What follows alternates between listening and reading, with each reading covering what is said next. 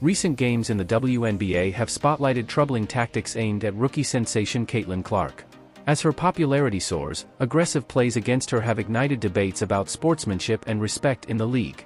In a recent match, guard Chandi Carter executed a blatant hip check while Clark was moving off the ball. This incident not only sent Clark crashing to the floor but also underscored a larger issue of intimidation tactics being directed at her.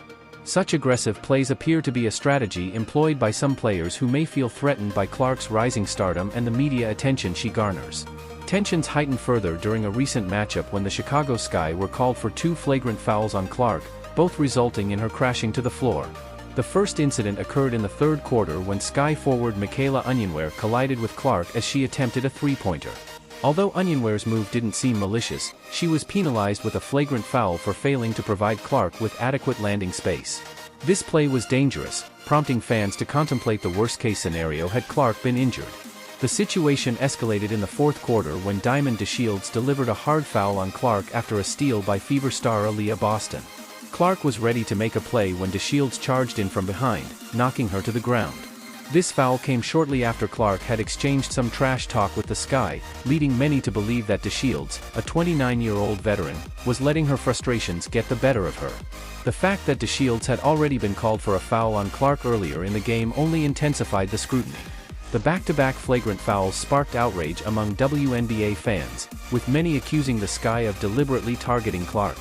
The narrative quickly spread on social media, as fans condemned Chicago for what they perceived as dirty tactics aimed at neutralizing the Fever's standout player. One user commented, "Angel Reese and the Chicago Sky just tried to injure Caitlin Clark on 3 straight possessions in a blowout." Another critic expressed disdain, stating, "It's time for the WNBA to investigate this team." The controversy even prompted some fans to question the officiating of the game, particularly regarding physical play against Clark. One fan asked, "Why do announcers justify flagrant violence toward Clark by saying it's a basketball play?" They argued that opposing players are using these so-called basketball plays to commit egregious acts of violence, suggesting that such actions deserve ejection, fines, and suspensions. As the dust settles, the WNBA faces increasing pressure to address these incidents. Whether the Sky's actions were intentional or not, the league's response or lack thereof will be closely scrutinized by fans and players alike.